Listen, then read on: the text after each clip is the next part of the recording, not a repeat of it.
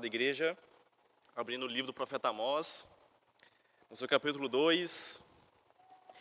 Livro do profeta Amós, capítulo 2, faremos a leitura do verso 6 até o verso 16.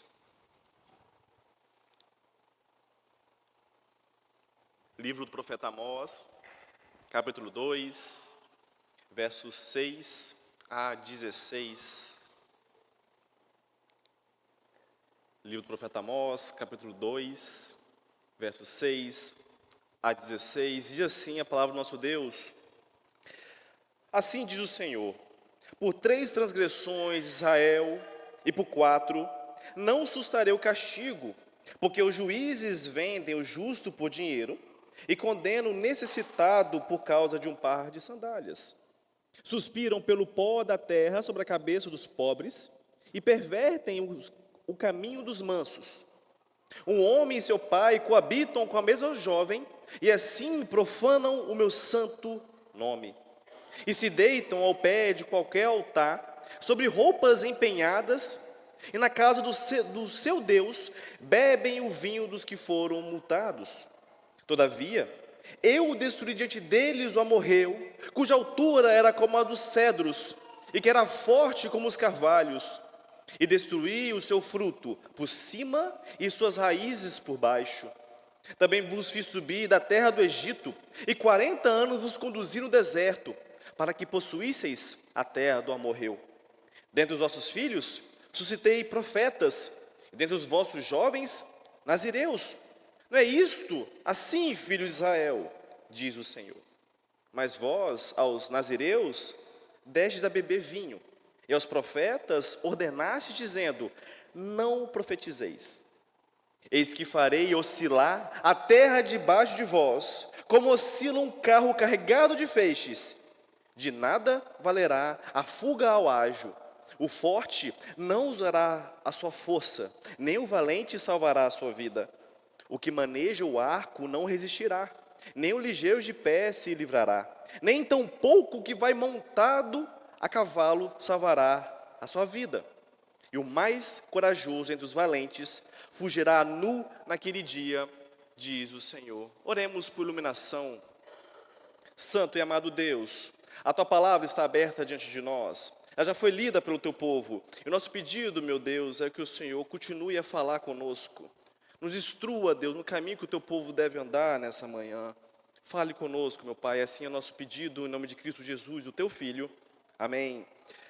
Amados irmãos, quando nós pensamos no rei Davi, o grande rei Davi, o que pode vir à nossa cabeça são seus poderosos feitos. O rei Davi foi um poderoso rei de Israel, muito conhecido por alargar as fronteiras de Israel, colocar Israel no prumo que devia ser andado. Quando nós pensamos no rei Davi, vem a nós as suas batalhas com o então rei Saul naquela época. O rei Davi foi um bom rei para Israel. Só que quando nós pensamos nesse nome, de imediato também vem à nossa mente o seu pecado. O pecado conhecido que ele teve com Batseba e também as suas consequências posteriores, como nós vemos em 2 Samuel, capítulo 11. Aquilo que Davi havia feito foi mal diante do Senhor. Só que o texto vai nos dizer que aparentemente Davi não estava caminhando em arrependimento por conta dos seus pecados com Batseba. Então é nesse momento, no capítulo 12 de 2 Samuel, que o Senhor comissiona um famoso profeta, o profeta Natã. O Senhor, nosso Deus, o Deus da nação de Israel, levanta o profeta Natã para que ele fosse até Davi e o confrontasse dos seus pecados, das suas ofensas que ele então tinha cometido. Só que a forma que Natã procede ao rei Davi é muito interessante. Natã ele não confronta Davi diretamente por conta do seu pecado, não. Natã, ele cria uma história, uma narrativa a respeito de um homem rico e de um homem pobre. O homem rico tinha muitas ovelhas, tinha muito gado, e o pobre tinha somente uma ovelhinha. E essa história é dito que em determinado momento esse homem rico pega a única ovelhinha daquele pobre. E é nesse momento que o rei Davi, ouvindo aquela história, o profeta Natã fica indignado com a situação. E é nesse momento, então, que o profeta Natã diz: é você esse homem. Por que eu conto essa história nessa manhã, meus irmãos? Essa história é tão conhecida por nós. Porque o profeta Amós, no texto que nós já lemos, está desenvolvendo algo muito parecido. Ele está confrontando agora não só um rei, mas toda uma nação imersa em pecados. Só que Amós, na sua sabedoria divina, ele não confronta tão diretamente. Amós, ele cria uma história, não uma história, ele vai criando um círculo para depois então apontar o pecado da nação que o Senhor havia comissionado. Amados irmãos, o livro do profeta Amós, ele lida com um povo que já então desprezava a justiça do nosso Deus. Amós, como nós lemos no início do seu livro, ele profetiza contra a nação de Israel, o reino do norte. E nessa época, o rei que dominava era Jeroboão II. Nessa época, meus irmãos, Israel prosperava, tinha força militar, força econômica.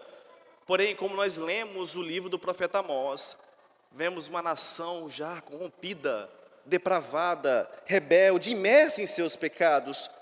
Então, quando o profeta Amós chegou a essa nação, ele procedeu sabiamente, começando o seu discurso de juízo contra 6 nações que circunvizinhavam a nação de Israel. Todo o capítulo 1, até o final do capítulo 2, até o capítulo 2, verso 3, é isso. Amós condenando várias nações devido aos seus crimes feitos contra a humanidade. Em seguida, Amós levanta a sua voz de juízo contra a sua própria nação, Judá, os versos anteriores a nós, dizendo: vocês também serão condenados, pois rejeitaram a lei do nosso Senhor. Então é nesse momento que nós podemos até imaginar o reino do norte comemorando, isso mesmo, Judá deve ser punida pelos seus crimes. Lembre-se que havia inimizade entre o reino do norte e o reino do sul. Só que Amós, na semelhança do profeta Natã, ele está criando uma armadilha para esse reino, o reino do norte. Ele condenou todos, condenou sua própria nação. E agora Amós se levanta e diz: agora é a vez de vocês. Vocês também serão condenados pelas suas práticas, pelos seus crimes. Com isso, nós iremos ver no capítulo 2, versos 6 ao 16, quando Deus exerce o seu juízo contra o seu próprio povo. Esse é o nosso tema da nossa mensagem nessa manhã, amados, o juízo de Deus contra o seu povo. Eu quero que você observe como que funciona o nosso texto. Do verso 6 até o verso de número 8, Amós vai descrever um primeiro grande pecado dessa nação. 9 e 12 também. Para no final, nos versos 13 a 16, ele faz uma espécie de virada. Não mais dizendo o que essa nação fez, mas o que o Senhor fará em decorrência desses pecados. Então, em primeiro lugar, vemos que Deus levanta o seu juízo contra o seu povo quando esses desprezam a sua santidade. Quando desprezam a sua santidade. Acompanhe comigo os versos 6 a 8. Esse oráculo de acusação do profeta Amós, ele segue o mesmo molde naquilo que ele diz nos oráculos anteriores, os textos que o precedem. Ele diz: assim diz o Senhor, por 3 transgressões de Israel e por 4 não sustarei o castigo. Então observem, Amós primeiramente coloca na mesa a origem daquela mensagem. Ele diz: não são as minhas palavras, a autoridade e a autoria provém do nosso Senhor, do Senhor dessa nação, a fim de dizer que sim, a paciência do Deus de Israel havia chegado ao fim.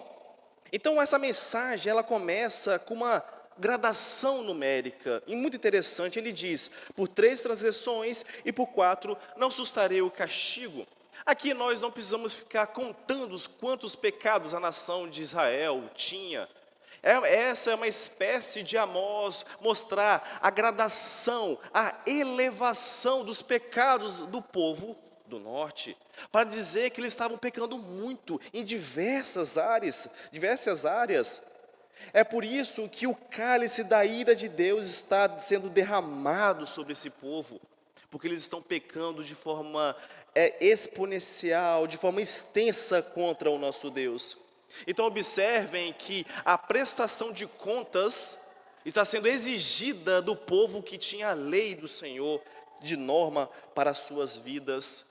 Mas lembre-se que essa nação não está sendo renunciada, essa nação não está sendo esquecida, essa nação ainda é lidada nos termos da aliança, como o final do livro do profeta Amós vai dizer a nós.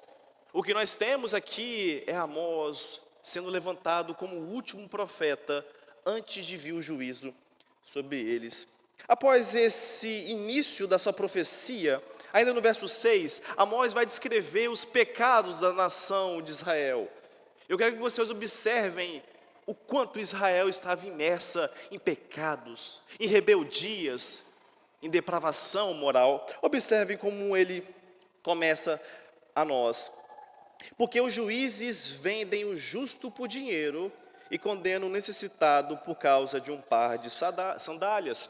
Amós, no início do verso 6, e no início do verso 7, ele vai condenar um grupo de pessoas. Nós podemos ver, através da nossa tradução, que ele coloca os juízes sendo essas pessoas que estavam depravando aquela nação. Mas com a luz do restante do nosso texto, do restante do nosso livro, vemos que há aqui um conluio entre os juízes e os proprietários ricos contra os mais pobres da nação de Israel. E é interessante que Amós está identificando aqui que todo o sistema judiciário de Israel estava depravado, com práticas injustas. Essa corrupção que Amós começa a narrar para nós vai de encontro com a lei de Moisés. A lei de Moisés, em diversos textos, diz que a justiça era para ser feita com equidade, com imparcialidade, sem favorecer o rico devido às suas riquezas, ou sem oprimir o pobre. Então Amós, ele denuncia que esses juízes, esses magistrados, essa classe, que nós não sabemos tanta clareza, estavam vendendo o justo por dinheiro. A interpretação aqui, meus irmãos, que aquelas pessoas que eram tidas como inocentes, pessoas justas diante da lei, estavam sendo vendidas a troco de prata, a troco de dinheiro. Pessoas que eram inocentes, pessoas que não poderiam pagar suas dívidas, estavam sendo vendidas como escravas. Mas lembre-se que, embora a lei de Moisés permitisse que pessoas fossem vendidas como escravas para quitar suas dívidas, o que Amós condena aqui é a venda imparcial, sem misericórdia daqueles que são tidos como justos. Amós continua: condena o necessitado por causa de um par de sandálias.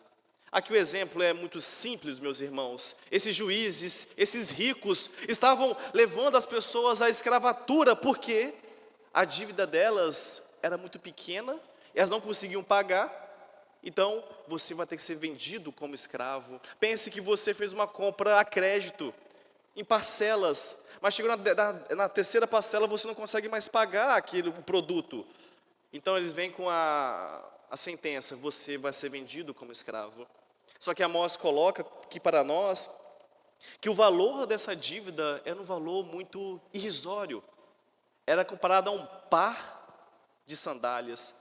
As pessoas estavam sendo vendidas como escravas devido a um valor muito irrisório, um valor muito baixo comparado a um par de sandálias. Então observem que a nação de Israel não tem compaixão nem apoio aos mais pobres e aos mais simples que ali habitavam com eles. Isso demonstra um esquecimento do passado, no qual essa nação fora escrava nas terras do Egito. Amós ainda voltará a lidar com o desprezo ao pobre, que é uma das temáticas do seu livro. Agora no verso 7, ele vai dizer para nós: suspiram pelo pó da terra sobre a cabeça dos pobres e pervertem o caminho dos mansos. Os poderosos estavam então jogando para fora os pobres, os necessitados, para fora dos tribunais, impedindo que eles tivessem acesso à justiça. Os tribunais ficavam nas entradas das cidades. E aqui a alusão de Amós, que o proprietário, o rico, falava: não, você não pertence a esse lugar, a sua causa não tem direito, você então será jogado para fora. Seja os juízes, seja os ricos, a nação de Israel despreza o Senhor, pois não está seguindo a lei do seu Senhor. Essa nação não é uma nação santa, não é uma nação que emana a luz do nosso Deus às demais nações. É uma nação extremamente depravada.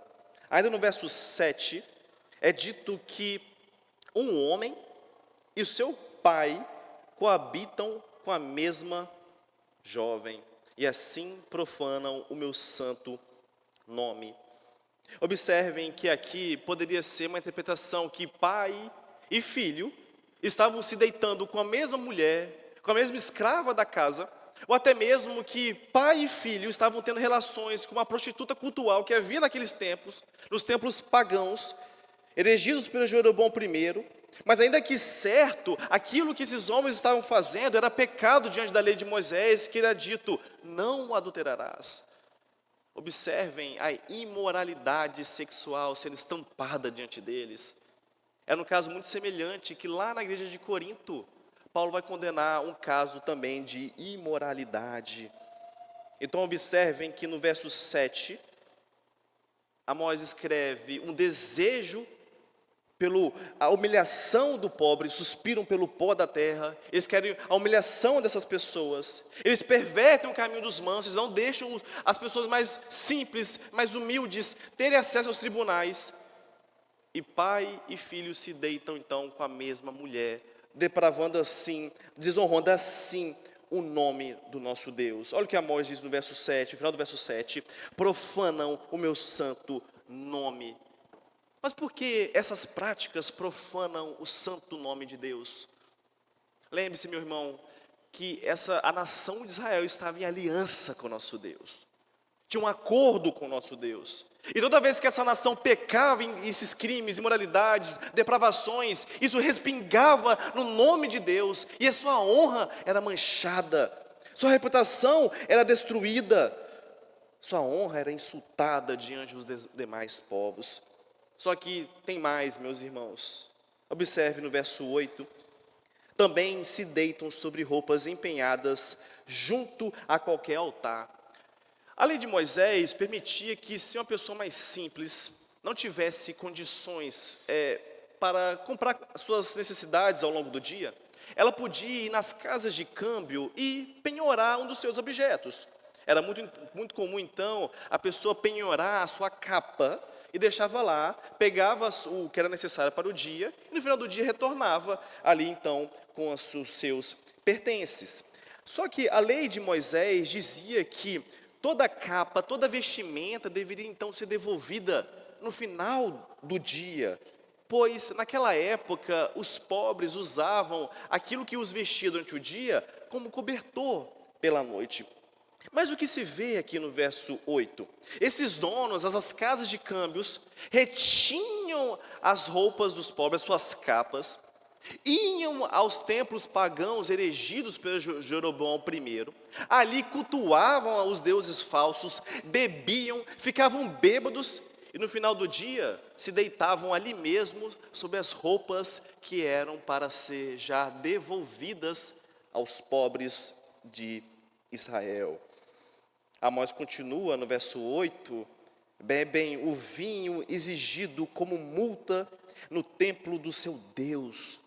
A lei permitia sim, meus irmãos, o uso do vinho, porém com dinheiro de multas provavelmente injustas, cobrado pelos devedores. Esse povo comprava vinho para se embebeder nos templos pagãos. Então eu quero que você perceba a insensibilidade, a indiferença que está acontecendo na nação de Israel. Como é revoltante esse tipo de comportamento. Mas essa era a situação do povo de Deus. Um povo que já havia desprezado a santidade do seu Deus. Não é à toa que o Senhor está levantando Amós para anunciar que pelas 3 transgressões de Israel e pela quarta não sustarei o castigo. Chegou ao limite, e Deus não irá mais tolerar essas práticas. Foi a quebra desses termos que o Senhor virá sobre o juízo, com o juízo sobre a nação de Israel, o reino do norte. Amados irmãos, o texto de Amós, até que como nós temos lido, descreve uma sociedade que ecoa muitos dos nossos problemas. Quando a sociedade, ela se aparta da lei do nosso Deus, dos padrões que há no nosso Deus, ela incorre nesses exatos problemas. Uma justiça já depravada, sem os valores, sem equidade, de uma justiça que valoriza somente o rico.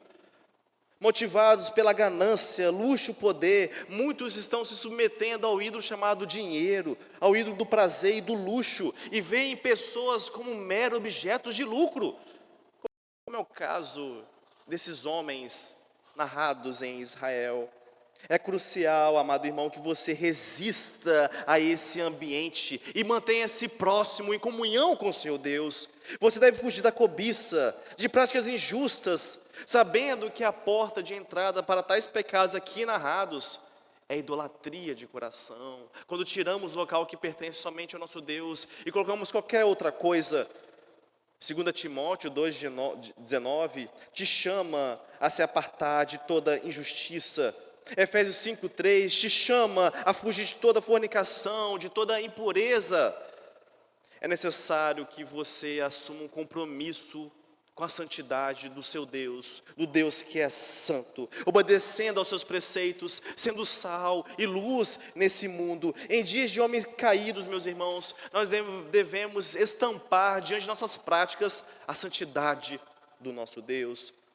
Mas lembre-se, nós só aspiraremos à santidade quando nós estivermos debaixo das obras, dos feitos daquele que é santo, daquele que é reto, daquele que é íntegro em seus caminhos.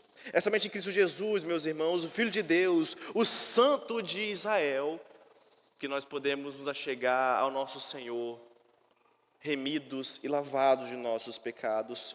Enquanto nós desprezávamos a santidade de Deus, Jesus Cristo foi santo em todos os seus caminhos, para que hoje você possa ser chamado de nação santa, como é dito em 1 Pedro 2,9.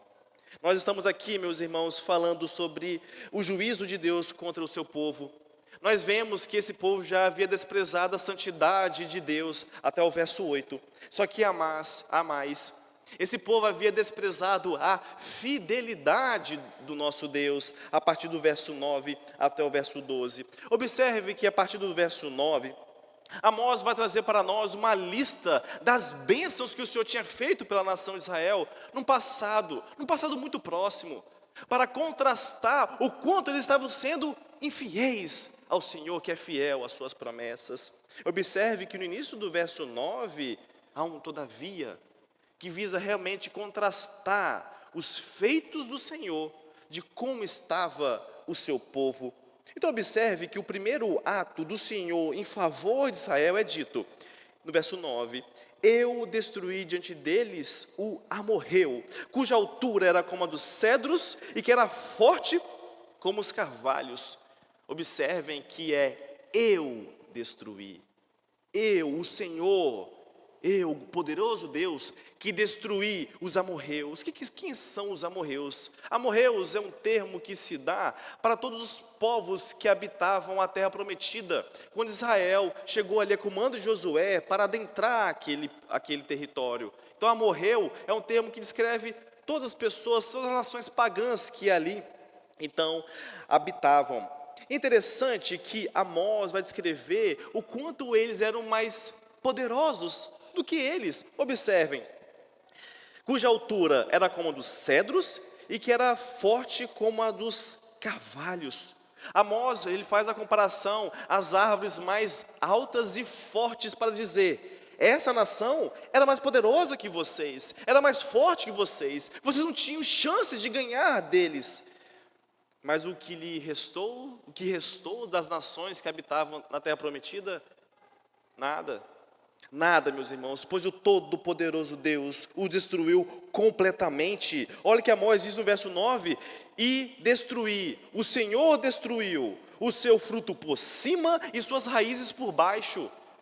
É Amós dizendo que todo amorreu, tudo que havia das nações pecaminosas ali naquela região, foram destruídas, e não pelo seu braço forte, pelo meu braço forte, eu que sou o Todo-Poderoso. Vejam que toda essa ação está sendo atribuída ao nosso Deus. Não existe poderosos diante do nosso Deus. Ele que é o Todo-Poderoso. O profeta continua. Então no verso 9 ele lembra: eu que dei a terra para vocês, de um povo muito mais forte. Verso 10: também vos fiz subir da terra do Egito. Meus irmãos, aqui a recordação que Amós faz é o grande evento do Êxodo, no qual o Senhor havia libertado aquela nação que já estava escrava há anos no Egito.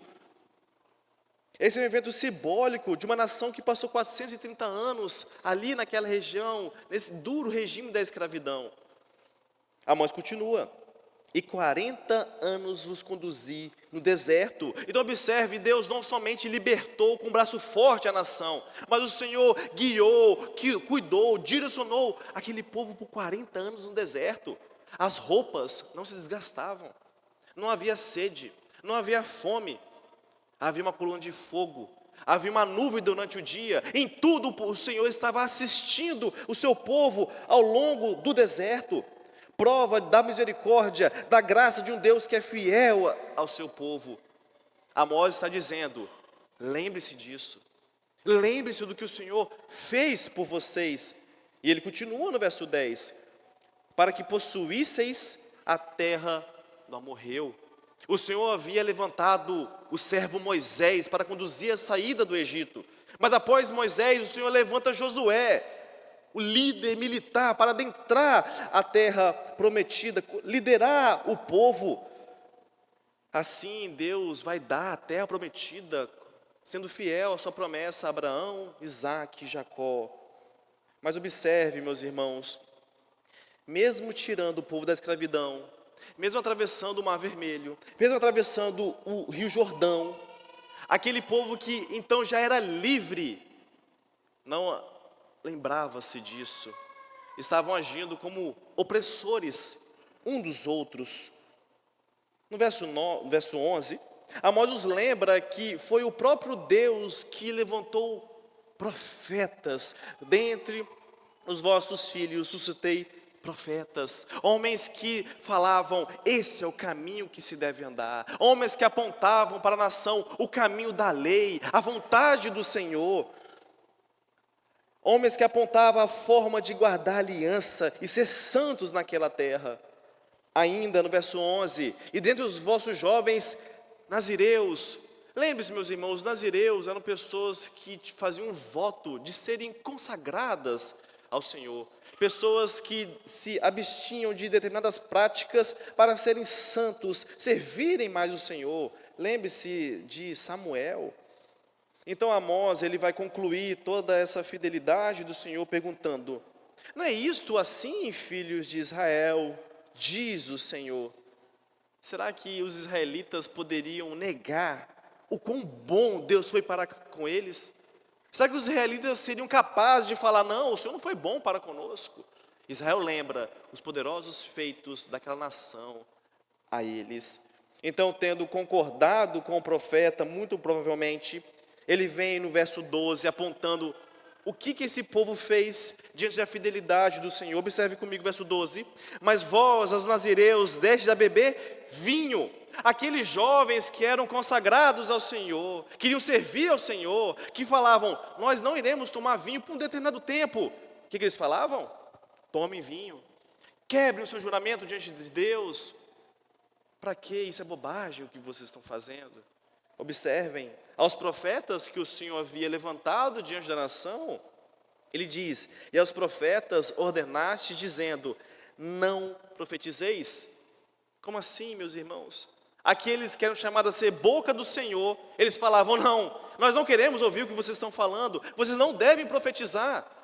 No capítulo 7 de Amós, o vemos com o sumo sacerdote Amazias de Israel, lá no templo de Betel, dizendo para o profeta Amós: cale-se, nós não queremos ouvir o que você está falando.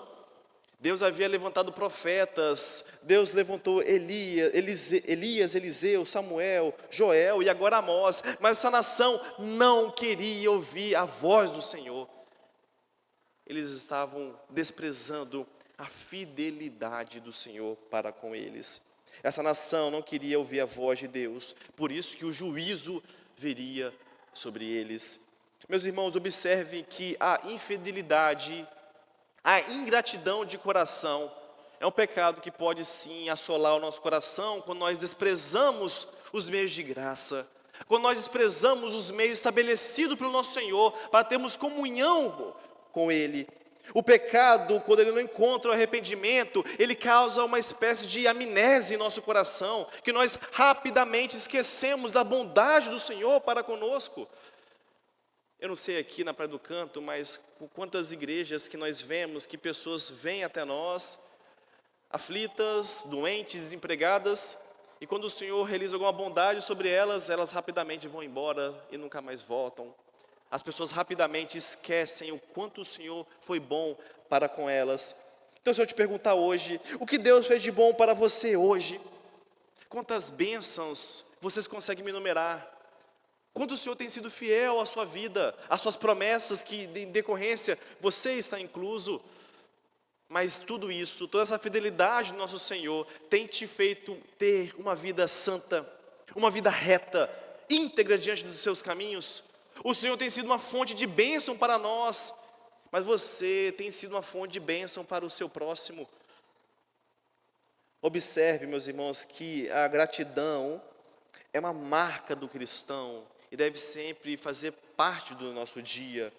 Vocês devem sempre se lembrar das misericórdias do seu Deus antes de você pecar. Quando você peca contra um Deus que é misericordioso, um Deus que é bondoso, um Deus que é amoroso. Quando você peca contra o favor de Deus pela sua vida.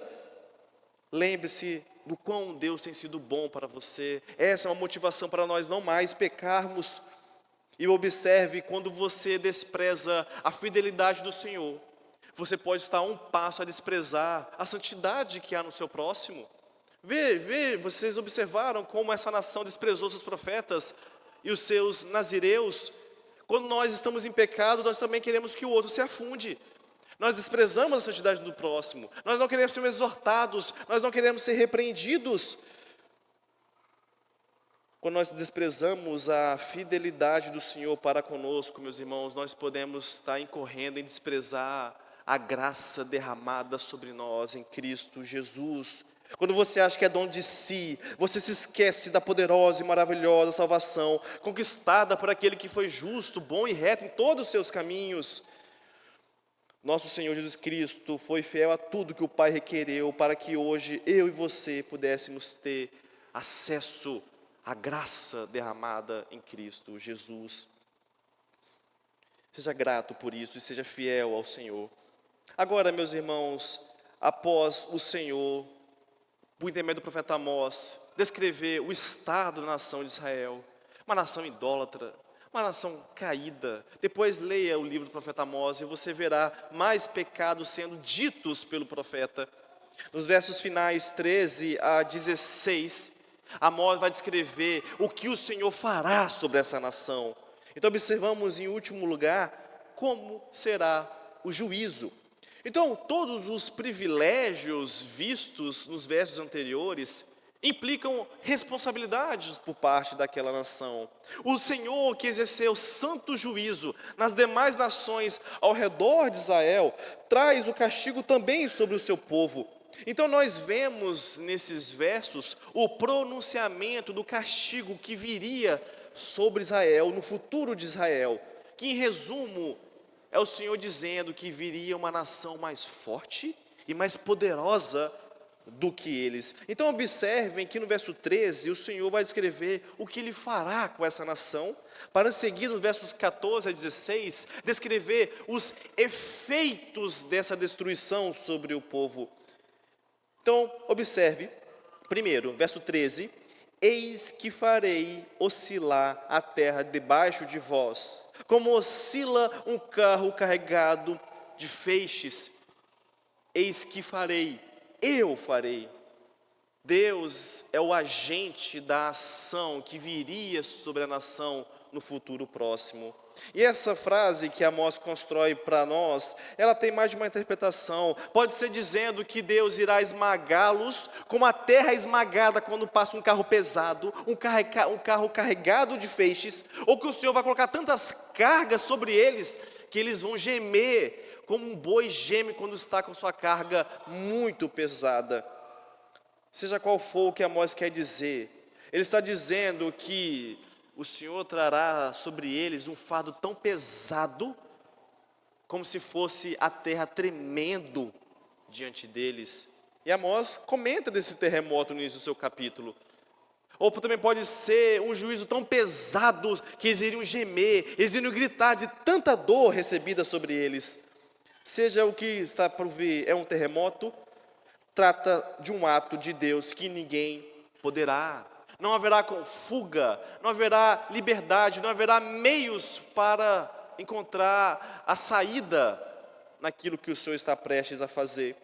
Então, por isso, nos versos 14 a 16, Amós ele descreve para nós um cenário de fuga, de caos instaurado. Os resultados do julgamento serão devastadores sobre eles. Então parece que Amós está descrevendo um cenário de guerra, de arqueiros, cavaleiros, sem saber o que deve ser feito. Observe o verso 14: de nada valerá a fuga ao ágil, aquele que é ágil, aquele que corre rápido, não encontrará a paz naquele dia, ele vai encontrar a espada ou a flecha. Amós continua: o forte não usará a sua força, mesmo aquele que é forte em batalha, aquele que é grande em batalha, encontrará a morte naquele dia, encontrará o medo naquele dia. O terceiro quadro é dito que nenhum valente salvará a sua vida, mesmo habilidoso em armas, talvez não sobreviverá. Mas como nós dissemos no início, Israel vive dias de paz. Israel vive dias de prosperidade financeira, poderio militar. Eles poderiam pensar: será que o Senhor vai fazer isso conosco mesmo? Olha nossos poderes, olha nossa força militar, olha nossos guerreiros, olha nossos valentes. Amós continua, versos 15 e 16: o que maneja o arco não resistirá, nem o ligeiro de pé se livrará, nem tampouco o que vai montado a cavalo salvará a sua vida. E o mais corajoso entre os valentes fugirá nu naquele dia, disse o Senhor. Os seus arqueiros mais habilidosos, aqueles que conduzem carruagem, serão inúteis. Todas as forças militares da nação do norte cairá diante da mão poderosa do nosso Deus. Até o que é corajoso encontrará a vergonha da nudez naquele dia. Então observem que Amós está quase repetindo aquilo que ele diz no verso 14, para enfatizar o quão terrível será o castigo do Senhor sobre eles, o que o Senhor fará sobre eles. É um cenário de fuga, é um cenário de destruição, meus irmãos. Sabe naqueles filmes de batalha, quando não resta mais o que fazer, e um grita: corram, cada um corra para algum lado. Não há chance de vitória para aquilo que o Senhor está prestes a fazer sobre a nação de Israel. Aqui, meus irmãos, é o grande dia do juízo, de pessoas derrotadas, pessoas incapazes de se mover, de se salvar. O exército de Israel será aniquilado naquele dia do Senhor, quando o Senhor passar pelo meio dessa nação. Era isso que esperava a esse povo que havia desprezado o poder do nosso Deus.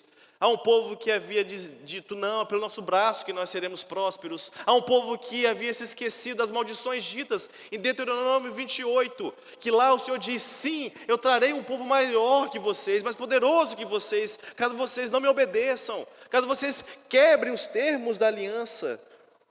Assim como os demais profetas que são levantados à nação do norte, Amós está dizendo da invasão dos assírios que viria sobre eles. Seria a Síria, meus irmãos, que iria passar pelo meio de Israel, indo até o Egito, limpando toda a nação do norte. Seriam os assírios, levantados pelo Senhor, que iriam destruir todas as nações que Amós profetizou no início do seu livro. seria os assírios que iriam derrotar Samaria, capital do Reino do Norte, em 722. 50 anos, provavelmente, depois dessa mensagem, tomariam a capital, levariam o povo de Israel cativo, iriam destruir tudo. Algo inédito? Nada disso. Algo já dito pelo nosso Senhor. Só que eles haviam desprezado tudo isso. Amós, então, ele vai terminar esse confronto intenso e chocante à nação de Israel, dizendo: disse o Senhor. Palavras confirmatórias, são palavras duras que o Senhor havia dito a Israel, mas é isso que o Senhor então fará. Aquilo que o Senhor diz que fará, Ele fará. Irmãos, nos resta considerarmos apropriadamente o poder que reside na mão do nosso Deus. Diante do nosso Deus, meus irmãos, nós não podemos ser indiferentes, rebeldes ou desobedientes. Nós não podemos achar que há força em nós, nossa habilidade, nosso dinheiro, aquilo que nós ocupamos, nada disso. Nós nada somos diante do poderoso Deus. Observe como isso é descrito nesse texto. A Bíblia diz o quão terrível é cair nas mãos do Deus vivo. Então lembre-se que a sua salvação não é uma licença para você pecar. Nós somos salvos, nós não fomos salvos no pecado, mas do pecado. A graça que está imersa em nós, que nós temos por intermédio de Cristo Jesus, não é licença para nós pecarmos. Nós devemos lembrar que nós nada somos diante desse poderoso Deus. Por vezes, meus irmãos, nós aprovamos os castigos sobre os ímpios, sobre nações pagãs. Nós nos alegramos com isso, quando o fogo vem sobre nações pecadoras. Mas lembre-se que se você está vivendo como essas nações, se você está vivendo uma vida pecaminosa, uma vida que não encontra arrependimento, você pode estar perto desse laço, dessa armadilha que Amós fez também sobre Israel. Você precisa ser um servo temente, obediente ao Deus que é todo-poderoso. E é somente, meus irmãos, já concluindo, que é debaixo daquele que é poderoso para vencer a morte, é debaixo daquele que é poderoso para vencer aquele túmulo, daquele que é poderoso para acender os céus, é que nos encontramos protegidos do juízo do nosso Deus. É debaixo da graça de Jesus Cristo, do seu poder, que nós somos protegidos da ira do nosso Deus. Somente Jesus Cristo, meus irmãos, nosso futuro é assegurado e não pelo nosso braço. É em Jesus Cristo, meus irmãos, que nós temos a vida eterna e a esperança para dias difíceis e dias conflituosos que vêm sobre nós. Por isso, ame-o e tema-o. Eu concluo, meus irmãos, dizendo que sim, a nação de Israel estava muito longe do Senhor. Uma nação rebelde, uma nação idólatra, uma nação já corrupta, uma nação que pai e filho se deitavam com a mesma mulher. Uma nação que evoca muito da nossa realidade. Mas eu te convido nessa noite, o texto nos convida nessa noite, a termos um compromisso com a santidade do nosso Deus. Ele que é santo e requer que suas criaturas sejam santas como Ele é santo. Considere a bondade do Senhor para a sua vida antes de pecar, antes de fazer algo que venha desagradar ao seu Senhor. Considere a sua bondade, a sua fidelidade. E considere, meus irmãos, que Ele é todo-poderoso e nós nada somos diante do seu grande braço. A Ele toda a glória. Amém.